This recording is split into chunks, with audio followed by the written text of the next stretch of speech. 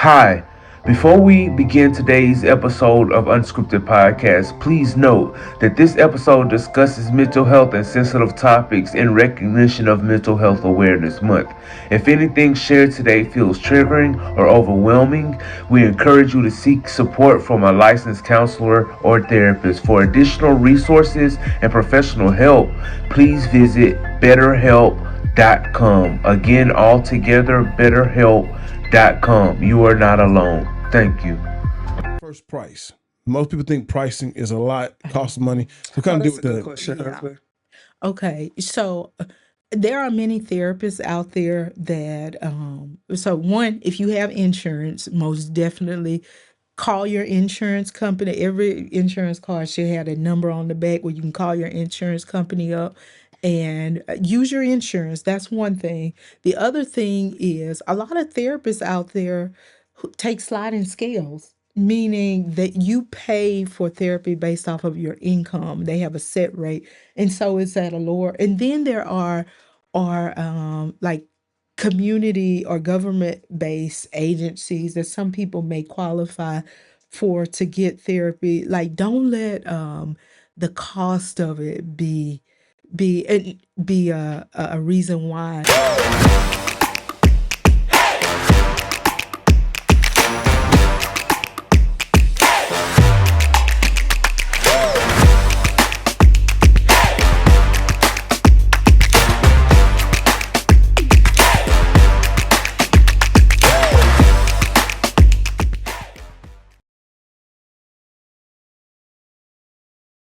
Yeah. So I got some That's questions. good. I got a couple of, rapid questions I got for you. Okay. Right? The first question I got for you is that what are some of the Wait, before you get your questions, hold on. I'm so sorry, but I wanna say this because menopause. Ooh.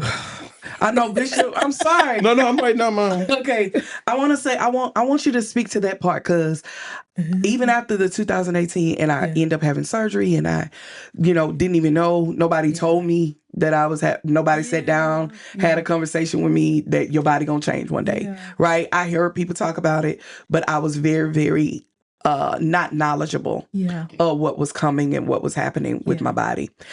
How important do you believe? Like now, I know that's why I told you earlier before this call, before we started, we need a counselor. I need a counselor for myself. We need a counselor for our family, right? Mhm. And so for me, because I'm going through menopause Mhm. and dealing with all of these issues, because I thought it was just high sweats. Yeah. No, ma'am. Yeah. It's way more than that. Mhm. I did not know, even mentally. Yeah. What would you say to that person that is going, and now I realize, coming aware of myself, Yeah. and I had to apologize to my entire family because some days I'm up, some days I'm down, Right. some days I'm angry, some days I'm not. I just don't know. Right. Right. And I ended up going to the doctor and they gave me medication to kind of get me in supplements that I've been researching and finding and all of that. So I got the doctor part. But the mental health part of that, Right. what would you speak to that woman that is their body is changing? Yeah. They're 40 and above, Yeah. and their body is starting to change. What would you say to that? Okay. Yeah. So there's two parts to this. I'm glad you brought up the physical health piece because when we think about mental health, so, like when it comes to hormones and how they change and how they shift and they bring about certain emotions in there, what the therapy cannot let me say this, medication cannot do what therapy can do. And so sometimes people try to medicate away the issue, like but the combination of, like, you went to see your doctor, your doctor helped you to balance out, like, therapy, the hormone part. Therapy can't balance out hormones. Yeah. And so where the therapy part comes in, it teaches you to have this awareness when the thoughts come up for you, like, am I, is this thought, or when I'm feeling angry, and it's like this intense anger, and it teaches you to process through the anger, like, what, like, I'm feeling this, and Now, what do I do with this anger? Because in the moment, I want to display it onto Yes. a family member Yeah. or some Or whoever in around me. Right. What therapy teaches you is how to regulate, those emotions, and how to help you to notice, oh, this is a menopause moment. I don't have a word for it. This is not something that my husband did. This is like the chemicals they chemicaling right now. Right. And so it is. So what do I do with this? I Mm-hmm. communicate to my husband and tell him, hey, babe, I'm kind of feeling off today. Mm-hmm. Can you show me some grace? Yeah. Can you show me a little bit more compassion today? Are you sitting over there laughing? No, Like- No. I'm not It laughing. teaches you how to communicate, communicate what I teach people about their capacity to give and knowing how to communicate your capacity to give and receive, and then knowing how to replenish when your capacity is low. Yeah. That's good. I think that's probably one of the greatest needs for therapy. For me, I think for what I've witnessed in my culture, the greatest need for therapists are one of the quick reference guides to help a lot of our people is that one thing you just said, knowing our capacity to give. Because I think a lot of us have used our physical ability as a currency with a huge deficit of payback. And we walk around angry with the world because we're giving more than we're receiving. But it's because we gave at a level that we told people that it was our normal, and it wasn't. Yeah. And we're still operating out of normal, Yeah. expecting a return. And that was one of my biggest problems. Yeah. That's one of my biggest problems. Yeah.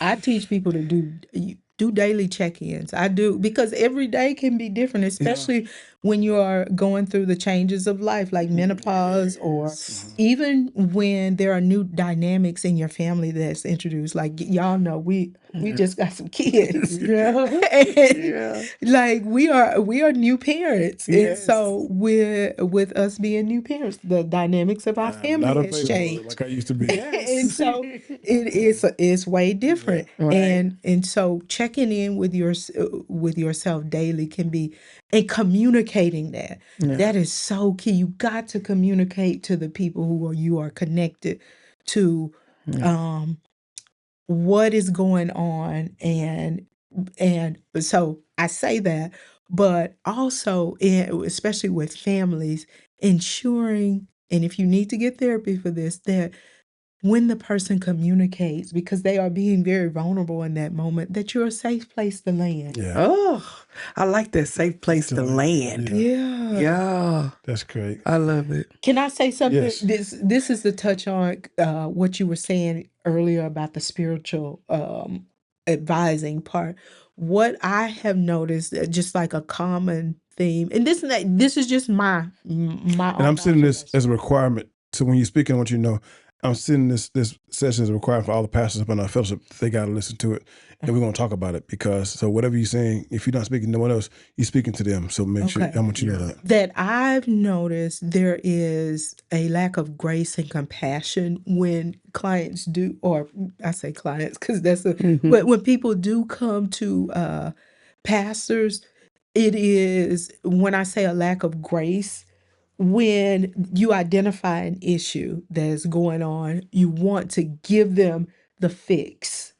And Especially they may men not, pastors. and they may not be ready for the fix yet. Okay. When I notice clients come in and they have all these issues and they have these goals, and I don't start with giving them the fix, because it's like you may not be at a point where you're ready. I always ask them about, so I can meet them where they're at. I ask them, here are your goals. Here's how you came in.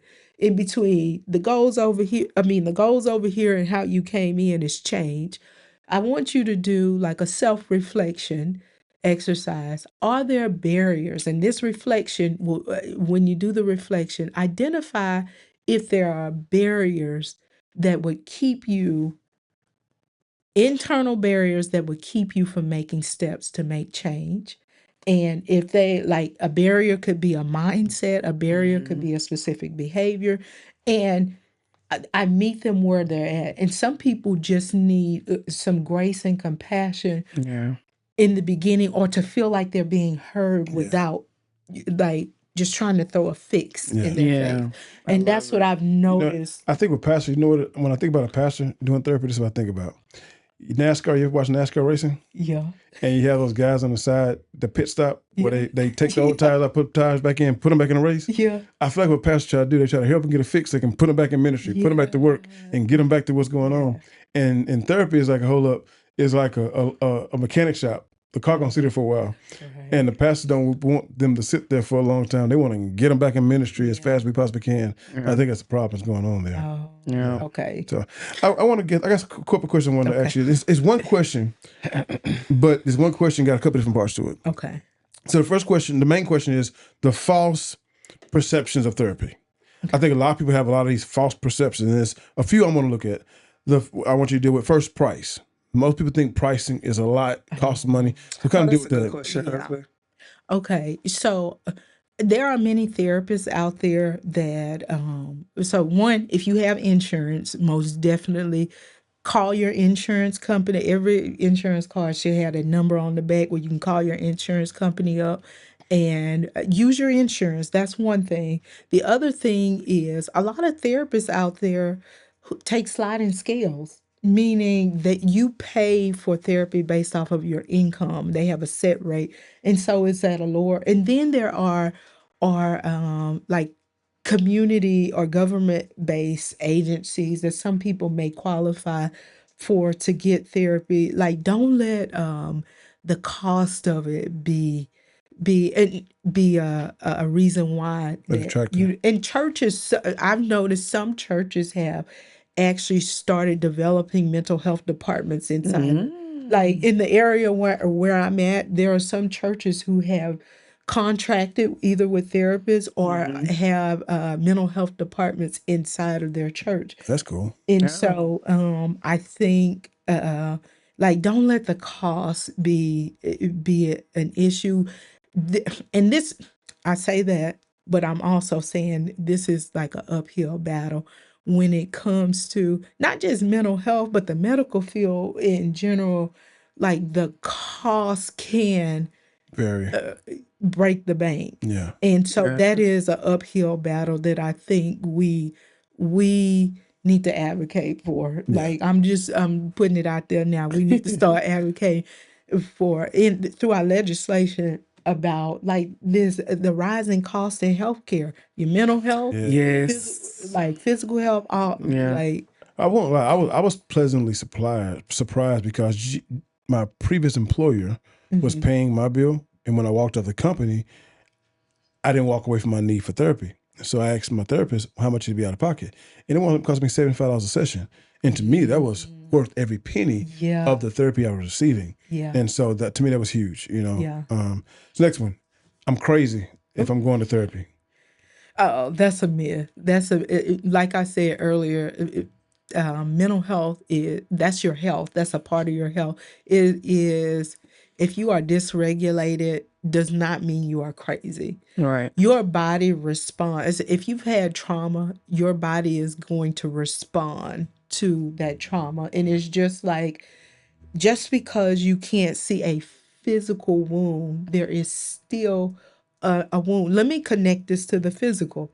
Like when people experience trauma, it disrupts your nervous system. Gotcha. And so when you talk about a disruption in your nervous system, then that's a physical part of your body. When you are high stress for long periods of time, your body is releasing stress hormones. And so when our body is designed to process stress hormones, but when you are being flooded beyond your body's capacity to process it, that's when it puts you at a higher risk for hypertension. You know how the saying stress kills? Yeah. That's a true statement because your body is releasing all these stress hormones, and a heart disease, hypertension, diabetes, and you going to the doctor thinking, oh man, it's the way I eat, or you stressed out. Yeah. And you need to go see somebody, go see a therapist. I love it. Last one is they're gonna put me on meds that make me feel like a zombie. Oh, She said, "Oh,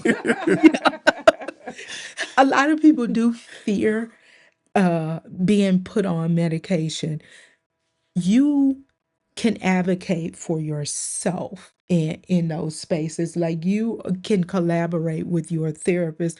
So here's the thing: therapists, like a master level therapist, which I am, oh, cannot administer medication. So if you're going to, like, you're coming to see somebody like me, I'm not gonna prescribe you medication.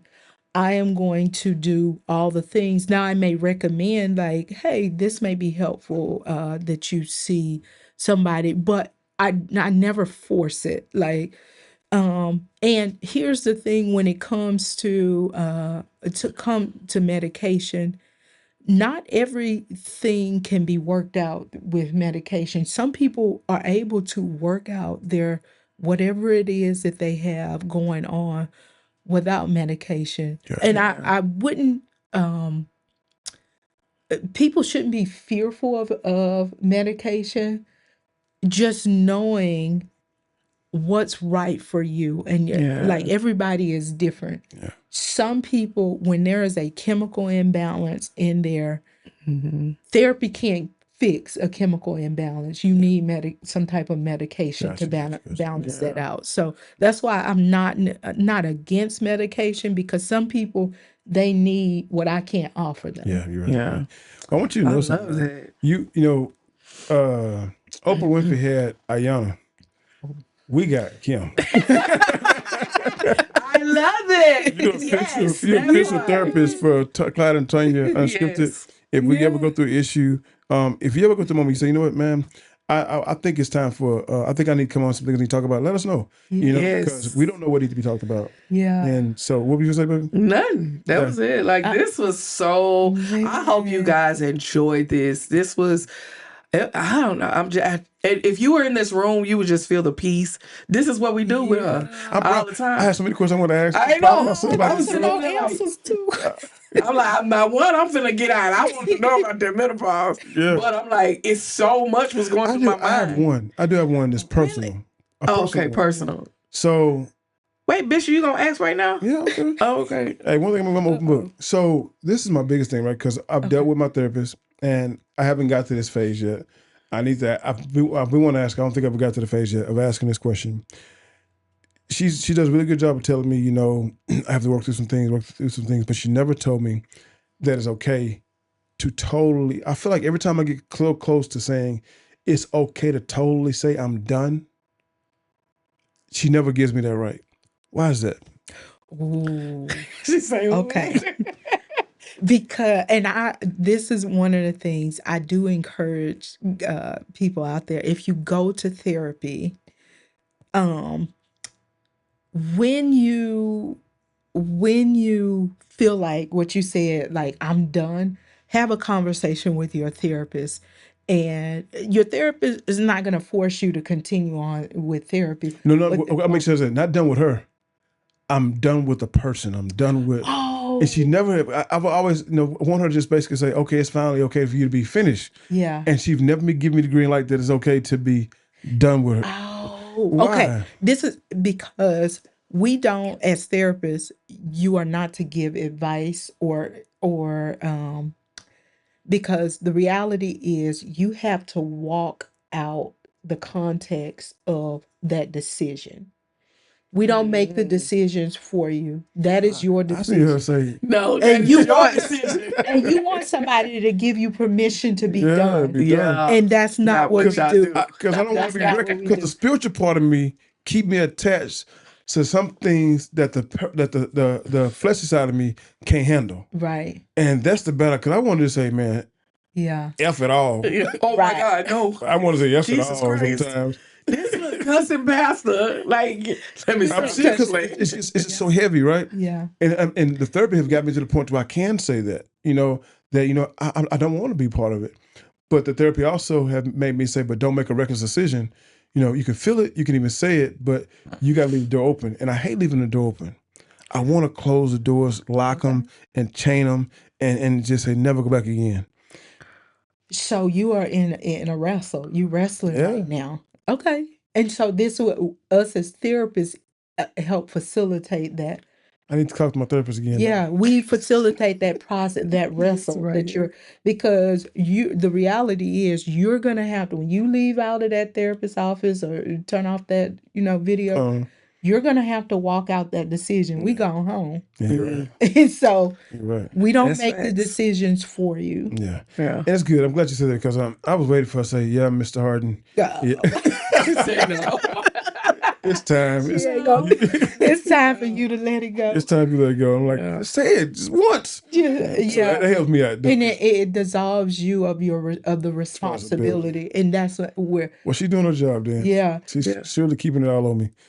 we might not have time for this today, but if y'all bring me back, so Hey, gracious we to can bring always do a part two part of this. So yes. keep talking. Yeah. Look, Oh. that's like, yes. Keep going. We can always say, I love it. just about forgiveness and healing. Yeah.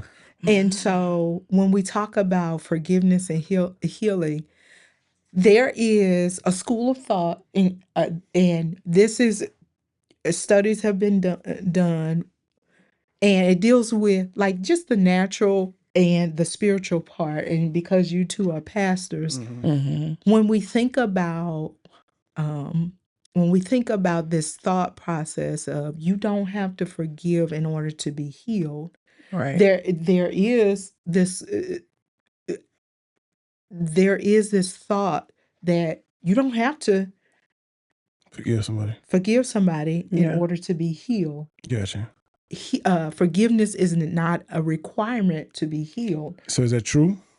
and that is true. Really? So here's the caveat to that.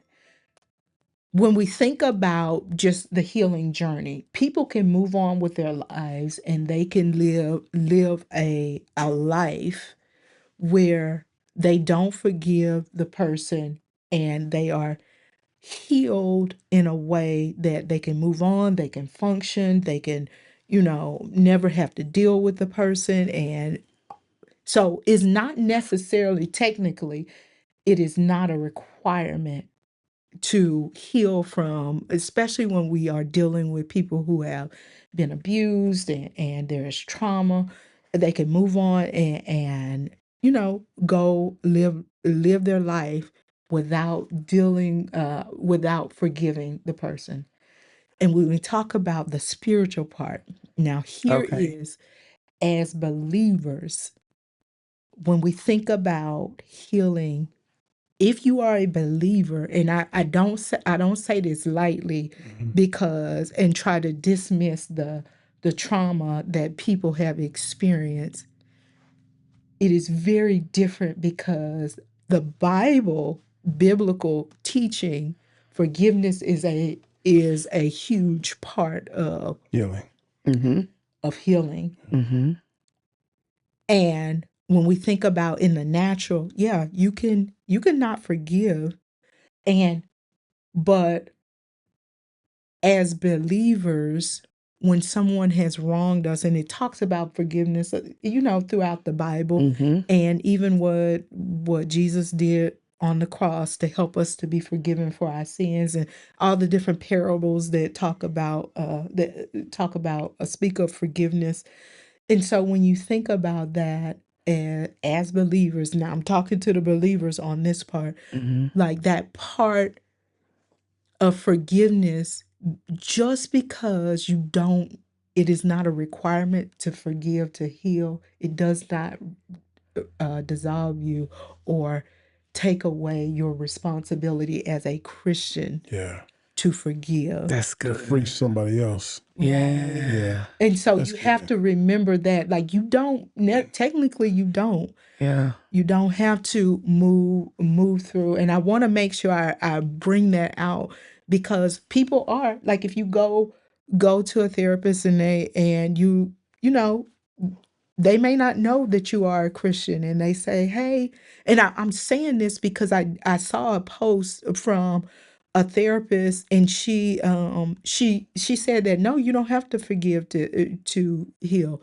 And technically, no, you don't. She is right. And so I went to the comments and I saw a lot of people felt very free. Like, thank you for saying that. Thank you for saying that. Like, I don't. They don't realize the recklessness of it in your belief system. Right. And so as believers, it's something you will have to wrestle with. It's not an easy process. But 'cause even in my situation that I'm dealing with now, and I feel transparent. I would never put too much out there because I protect those on the other side of my scenario. But I will say what I'm dealing with, right? Because the forgiveness of it is twofold.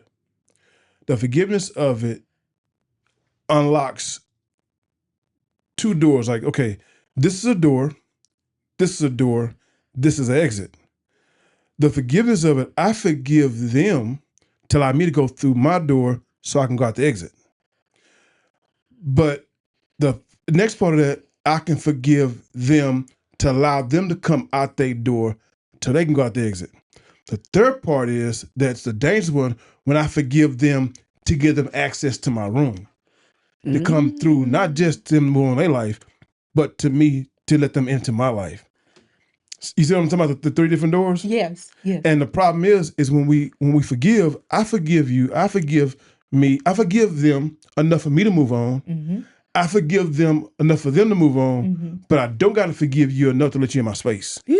So reconciliation, that's a whole different topic there. Or like reconciliation and forgiveness. Yeah. Sometimes, I keep saying people are a safe place to land or a safe place to allow it in your space. If someone is continually harming you, you don't have to reconcile. When we talk about the reconciliation part. But this is the question, but this is what I'm going. I'm teeter-tottering now. Okay. Teeter-tottering here, because this is the problem I got with the reconciliation. Right, I'm a little kid that touched a hot pot. I know that pot is hot. Yeah. I'm gonna leave that pot alone because it keeps burning me. Right. That's a little kid mentality. It's a simple mentality. You hurt me, I don't touch you. But I can create not just a boundary, and this is what my therapist taught me. Stop building brick walls. Make sure you make a door. Right. So I used to create the big walls. You know what I'm saying? Hey, don't nobody come in. I'm keep all y'all out. But I had to create doors. People can get in, right? My problem is that I'm ready to build a brick wall, but I don't want the boundary that I create to create a future scar of I didn't get a chance to say goodbye. You see what I'm saying? Yeah. I didn't get a chance to reconcile because I was good for the safety of it while I was here. Yeah.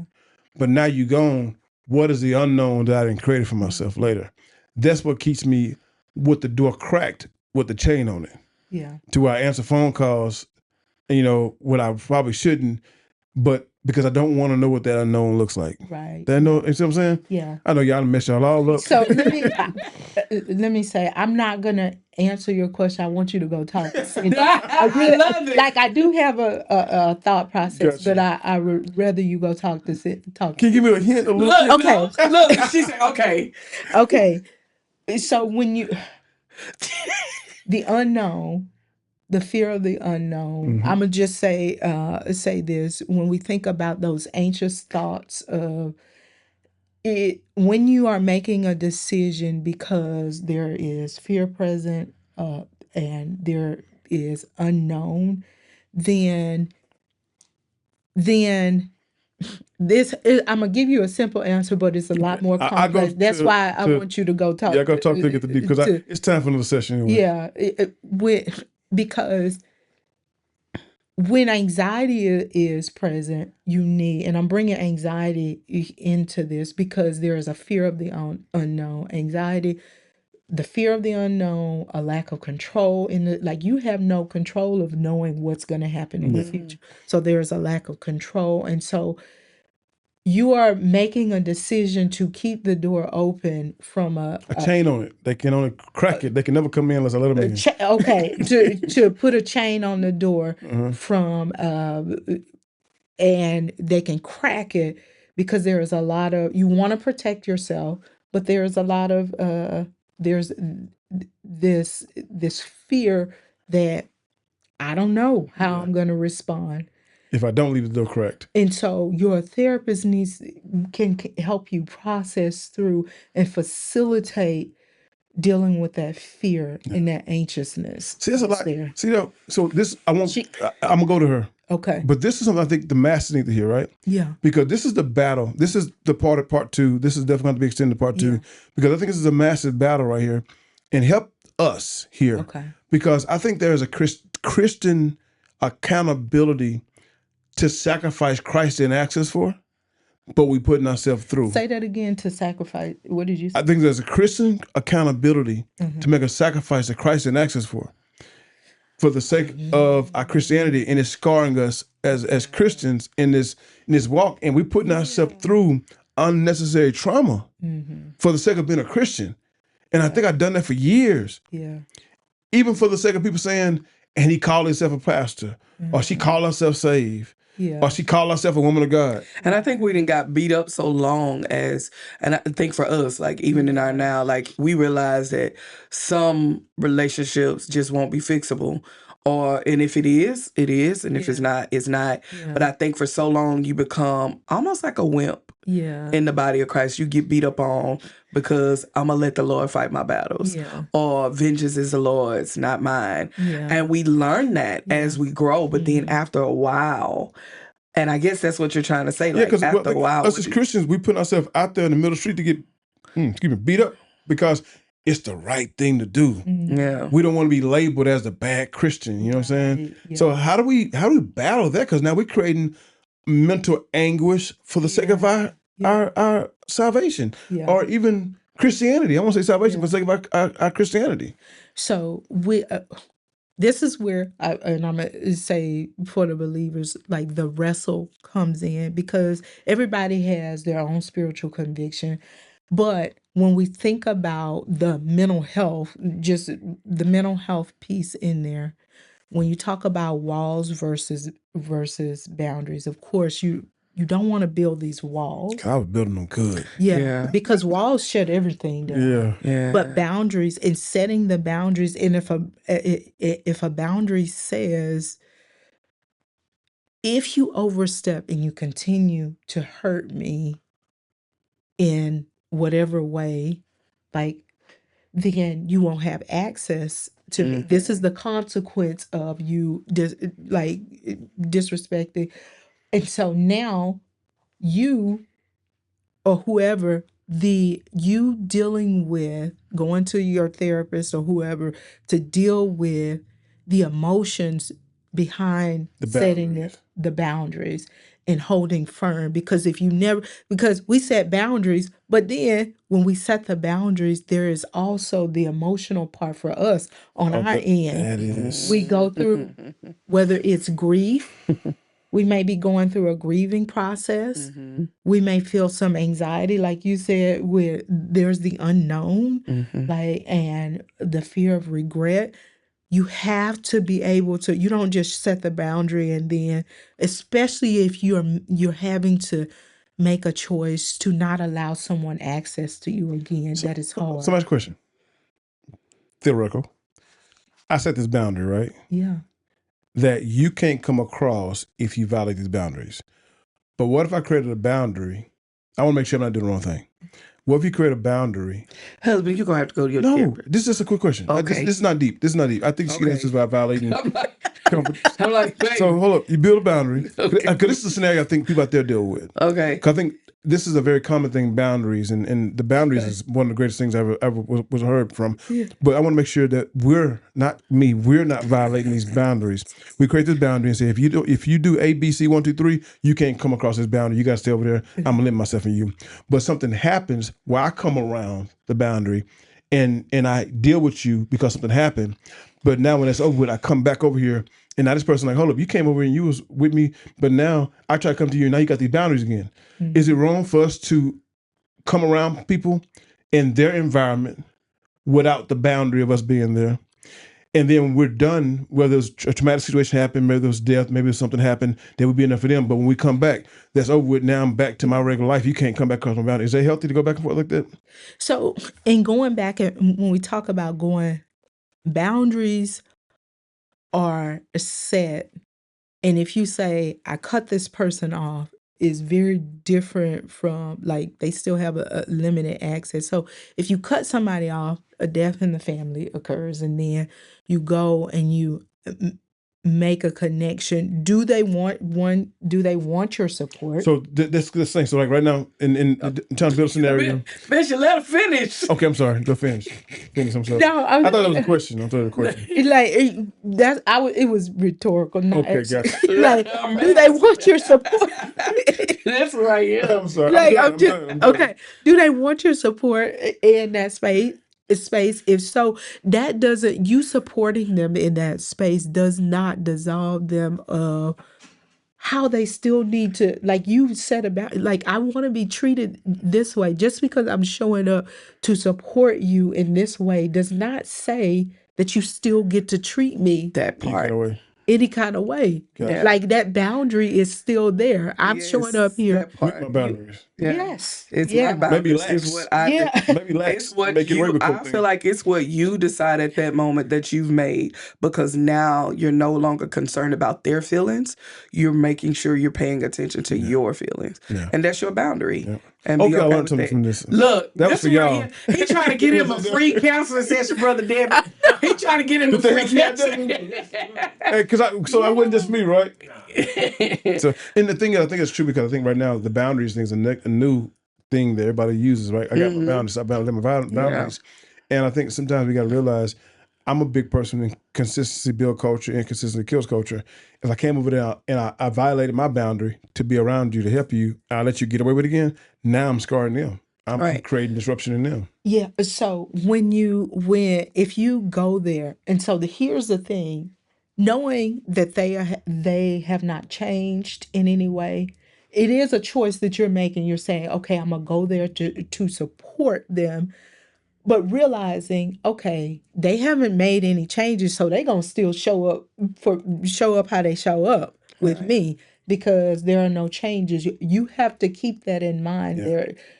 But it does not say that, okay, if they cross a boundary, then you can remove yourself, and you can make that very clear. Like, okay, I'm very limited in my access right now. I'm here because I love you, but any moment, if you do anything, I will be leaving. Right. And that is the thing. That is the thing. You can make that very clear up front. Gotcha. This is good. Oh, I'm sorry. Yeah, that's okay. I was like, are we done? No. Like, am I talking? No, this is good. I think this has been so, and even though I was acting like I'm in some situation right now, I do get to talk about therapists. Yes. But the key thing is, and I want to make sure us as those online, they're getting this limited opportunity to hear from a licensed therapist who, and I use the word therapist. I don't like using counselor. I like to use the word therapist because it makes me. So I will say that there are licensed professional counselors who do same thing that I do. It's just our license are different. I'm a licensed marriage and family therapist. Gotcha. So you can say counselor or therapist, because there are counselors who are licensed. So tap me out again. See, just learn something new. So, any other question you got? Because I want her to end off with some things I want her to share. But anything else you want to say? No, I asked my major thing that I came in here with, That's and menopause? that is menopause for every 40-year-old that's going. What you finna say? I saw your finger. What? Okay. No. I just wanted to follow up on one thing before we go into, and it was about the forgiveness piece. So when you think about the forgiveness can seem like a fix, like, oh, you just forgive. There are a lot of benefits to forgiving, and it can seem like, oh, this is, if I forgive them, this will fix. There still is a healing process that needs to go on through there. So I don't want anybody to misunderstand when I say, as a believer, because that is a foundational principle. Forgiveness is a foundational principle in the Bible. As a believer, it does not take away from any experience that you've had, but it's a process. It's not necessarily, oh, you forgive, so now it's fixed. You still have to work through and go through the process. That's good. So That's good. I got to ask a question because you said it a couple of times, and I know if anybody out there like me, they're probably going to think this, and it may be an answer that you can't answer. But we talked about what mental illness looks like. what does mental illness look like? Oh, that's good, sir. Yes. Okay. So because we in life we go through ups, we have highs and lows and suffering. A mentally healthy person knows how to experience, whether it's suffering, whether it's trauma, whether it's whatever the challenges, the difficulties in life, knowing, and you're going through these things and knowing and can recognize their capacity, their ability, they can stay within their ability or their capacity, their window of capacity or their window of tolerance, and maintain like a calmness, a clarity of mind. They can maintain a connection in relationship. When you know you are mentally healthy, just because I'm suffering in this moment, it does not impair the connection that I have with my spouse, or it does not impair the connection or my work relationships or my ability to show up. What it does is it helps me to realize that my capacity in this moment is low because I'm suffering. I know how to replenish. Let me take time to replenish and help, and I know how to like I may need to take some PTO and do or go to a retreat or communicate some things to people. Dang, that's good. Like, So mental illness, to me, and my first awareness of it was a whole, like if I look from a bird's eye view, there's a lot of fences. And now you just told me mental illness, if I took a bird's eye view, there are no fences. In reality, there's power to be able to know your limit in every place. yes, that's a good way Yes. to sum it up. Yeah. He just had a high moment. Because I was finna build a lot of fences. No, don't do that. I thought illness, like I knew how long I could be around you. I knew, and I kept all these basically these strong fences up with limited relationships. Yeah. Now it's not that. It's me walking in It's rooms. really freedom. Freedom. It really is. It's a freedom. I wouldn't want to go in there. That's what I saw with you. I would say that's what I saw with you when you had your counseling, when you did your session with the lady, is that I saw my husband walk away there and I slowly saw the transformation. It wasn't this quick transformation. It was a slow transformation. And I saw freedom. Yeah. I literally, and you started looking like freedom until this other thing just happened. And it's like, that's why I feel like you need to go to your own counselor so that you can get that freedom again. Because the man that I saw then is not the man that I'm seeing in the now, but I know that that's the man that walks in freedom. I know right now I'm not walking in freedom. I know, like I told you when we first started, I know that my family needs a sit down with everything that's been going on with us. Need to sit down as well as individually. The girls need their individual counselor, and it'll be different if they didn't ask us. They asked for this. So they need their individual, we need our individual, and then I believe we need collective because we've never had marriage therapy. And I think it'll be such a healing to see you do, and the reason why I want to do it is because of what I saw the freedom on your life after he went through that. And I think I'm so ready for our family. That's why I keep asking and keep trying to search and find. I went on social media. I'm not doing that. I said I'm gonna talk to you. I'm nothing against nobody, but I was like, I need someone that I know that knows other people that can recommend someone for me. But I just think that with what she said, the mental illness issue. It just, my mind is. I know, I see you. Because all I can think about now is that I got still a lot of work to do. Yeah. But it's okay though. And it's not bad. It's not bad. But it's exciting work. Yes. Because it's a work with a goal now. Yes. Before it was just work on moments. Now it's like, I need to be able to show up in any room. Yes. And be okay. Yep. That's no a goal. No matter what. Yeah. I didn't know what the goal was. Yeah. Now I know what the goal is, that no matter what, I know how long I can be here, but I can be here. I know what I can say, but I can speak. Go ahead. What was you going to say? I was going to say, it kind of speaks, and this is for like our audience, when we think about, and I keep saying this word about your capacity to give, because it literally, when you are your capacity is collapsed and you are not replenishing, it literally affects your nervous system. Your nervous system is being affected, and then your physical health for a prolonged time will start to be affected. So when I think about capacity, let's just say, and I use this example with my clients, like where the window where my face is at is your window of capacity. And anything above that, you are above your window of capacity. Anything below that, you are below your window of capacity. And so above that, you are in what we consider like a hyper-aroused state. And so this is why it's so important to have a level of awareness of when I'm moving outside of my window of capacity. Because when you're in the hyper aroused state, you are more in this anxious, overstimulated state. When you are in a hypo aroused state, you are more like disconnected, disengaged, like more like a depressed kind of state.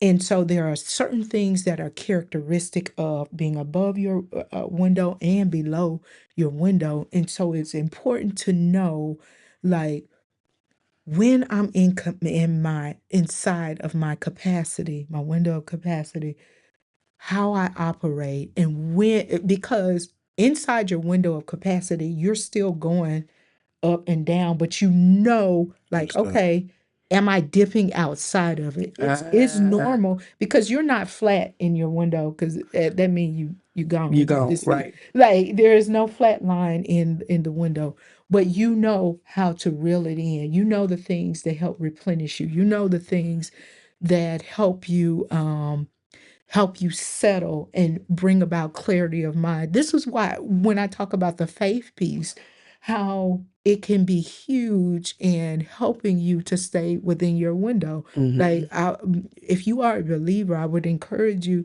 to use your faith as a tool to help you with your mental health. And not in a way that you just like, okay, I'm gonna just go pray about it and that's it, but in a way where you're doing the work because it's necessary. Faith without works is dead. Yes. And you have the faith and believe that that this is going to happen, and leaning on the strength that God gives you to be able to move through.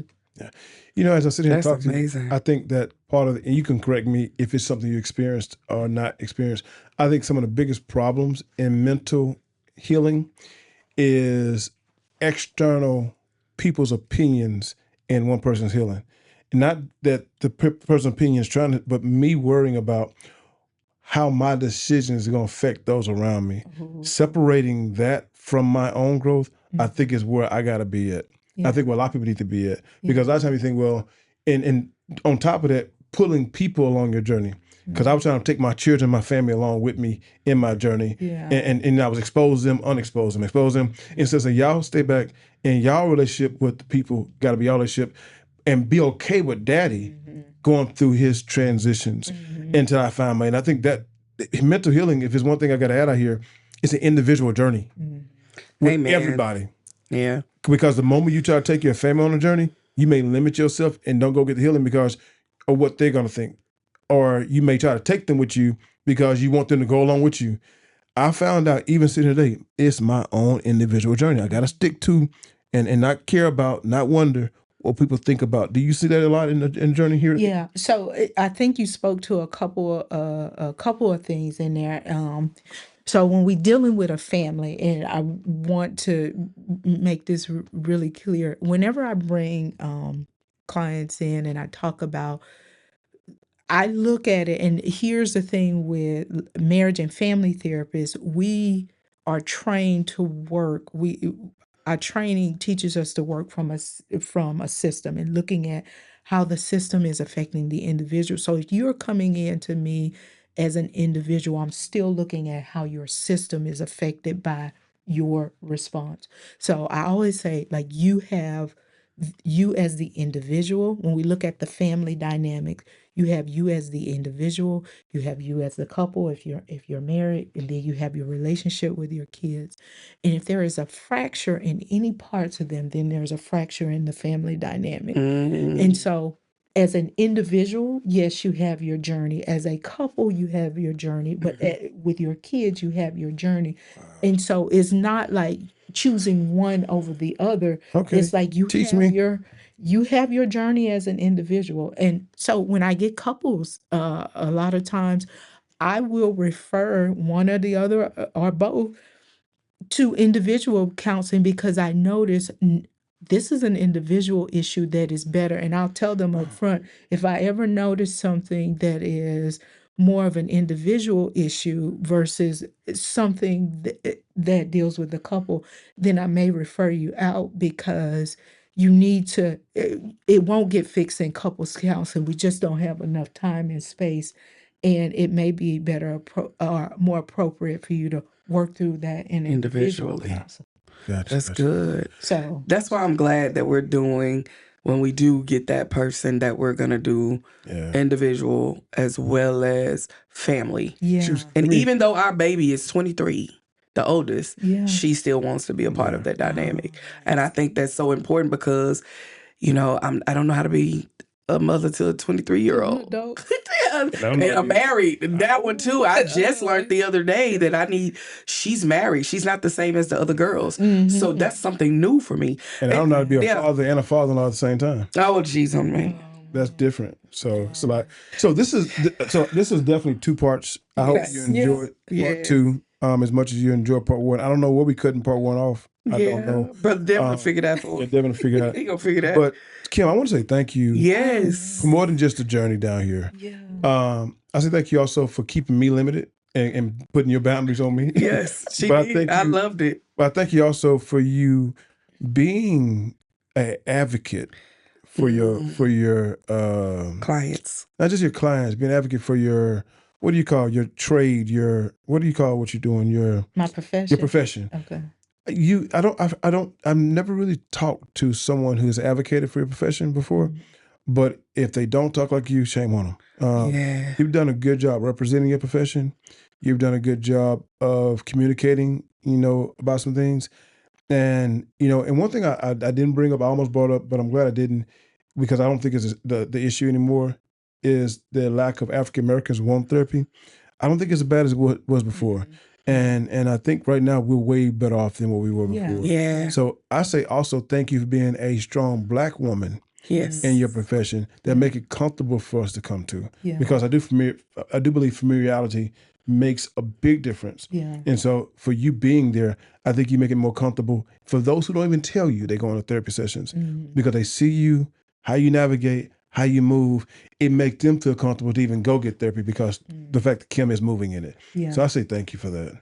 And I would say too, shout out to you for having your own practice. Man. Like that, and this woman, this strong Black woman with your own practice. I think that's an amazing thing, that you're building your own infrastructure as a entrepreneur. Yeah. Like to go out, take that leap of faith from being in corporate world to building your own corporate world. Yeah. So I think that's an amazing thing that you're doing. Shout out to that. Lions Den member. Shameless plug. Yeah, she is I lying was to gonna you. say it. I would definitely say that. How can they reach out to you? Well, you don't have no slot. Do you have any openings? So I am getting ready because we're going into summer, and my husband is a teacher, so he takes off, and so I take a lot of time off in the summer. So my books are closed until we open. Wait 1 minute. Shout out to Chad. I was We gonna didn't say even it. pause. I was gonna say it. Believe me, I'm I so like sorry. Chad. I love him. Chad, what's up? How you doing? And to the babies. Yeah.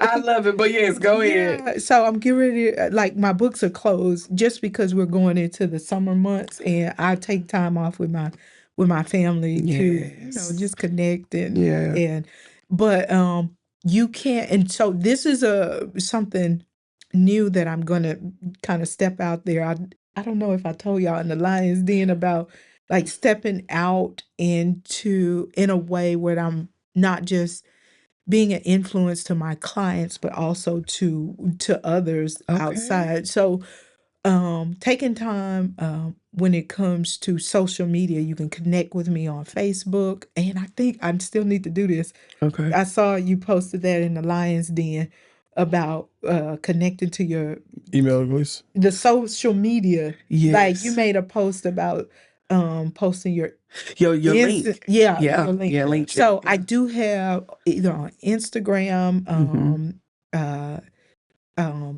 LPH counseling on Instagram, and with Facebook, it is Love, Peace, and Hope Counseling. Go ahead. Or at my website, you can www.lovepeaceandhopes. The and is spelled out, lovepeaceandhope.org.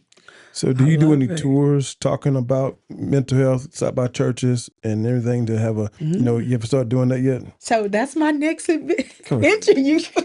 Yeah, that is when we talk about scaling and growing in the Lion's Den. So I am a member of the Lion's Den. Yes. That is one of the things that I'm working on scaling so I can be freed up from the day to day. I can see you doing tours and walking and talking on stages. Go ahead. I'm sorry. I can see her at the band retreat. I think she'll be a great investment. I think she will be. To come and be a part. It's October. Let's talk. I would love, because what I can give them is one thing, but I believe you'll be a great investment for you to come, and we create a space to where they're able to during different sessions. I'm gonna tell you something. If y'all invite Miss Pruitt out from the Unscripted with Clyde and Tonya, don't ask her to come out for free. Yes. Don't ask her for no Please discount. say that. You play that lady what she's worth, and whatever price she give you, I promise you can be worth it. Because I wouldn't ask her to walk these stages for free. I wouldn't ask her to do none of that because what she offer is very, very valuable. So I want to let you know, whenever you get your price, let me know. Because I mean, I'm needing it. I know the people God has entrusted upon our care need it, and whatever you got to do to bring it. And we probably could do a double deal with you and the Jacksons. Yeah, we got couple of therapists in our lives doing. Shout out to the Jacksons. Yeah, so The Jacksons. Yes. Yeah. From the Lions Den. From the Lion. Oh, yes. I love them. Yeah. So listen, we got a lot going on. But before we go, we are literally this is the longest session we've ever done. It ain't long enough. So see, this what happens though. It ain't long enough. Man. Yeah, it's so much more that we can share. So we gotta bring them back. So many different legs. It's so right? many legs. That we do it. But I want you to close us out. Okay. With what if it's something that you didn't get a chance to say or something that you know that need to be said, that somebody been listening the whole time and you don't want them to leave without getting this one last part, what would that be? I would say for those who are listening to, don't take your mental health lightly. Because it is one, I keep saying this over and over again, a part of your health, but it also has the ability, it can be a game changer for you. If you take your mental health seriously, it can shift you into a space where you're not just existing in life, but you are just surviving in life. You are thriving. You are, it frees you up in so many ways. So I would say to that person out there, don't take it lightly. If you are experiencing changes in the dynamics of your family, changes in your work-life balance, like any type of changes that are creating a disruption in your life, don't take it lightly. And if you are a couples, man, because I see couples, and a lot of times I will say this, I get them, I am the last step before divorce court. And so when I say, don't feel like or don't get to the point where I become the last step before divorce court and you're at that point where it like this can go either way and I'm ready for it to go. Like I encourage you to come then, but also if you notice there are changes in your life and you keep hitting these brick walls, go see a therapist. Yeah. Like it can be a game changer in your marriage and in your family. That's And it. I've seen it happen. Yeah. That's Yeah. it. Well, thank you. AKA she's seen the results. Yes. I love it. I love it. Baby, I'm over here just sizzling and I the things. know. So I'm gonna let you close this out. Yeah. First of all, we want to say thank you so much. Thank you for being a part of this. I know we got to bring you back. Definitely. man. I ain't playing about the retreat though, but we're Okay. going to have I'll to talk bring to you you. back. Yes. Yeah. We're going to have to bring you back. And we thank y'all for rocking out. Make sure you like, you share, all of that great stuff. And I pray if there was something said on today that would ignite you, or if you're looking for someone, man, go follow her. Follow her on her platforms. Reach out if you need to, whatever the case may be, so that you can be able to transform. I think that's so important for individuals to be able to transform, especially a married couple to be able to transform as well. So thank y'all again for rocking out. I almost said happy, hun. Let's see. But I'm going to just tell you, stay encouraged. Thank y'all so much. Bye-bye.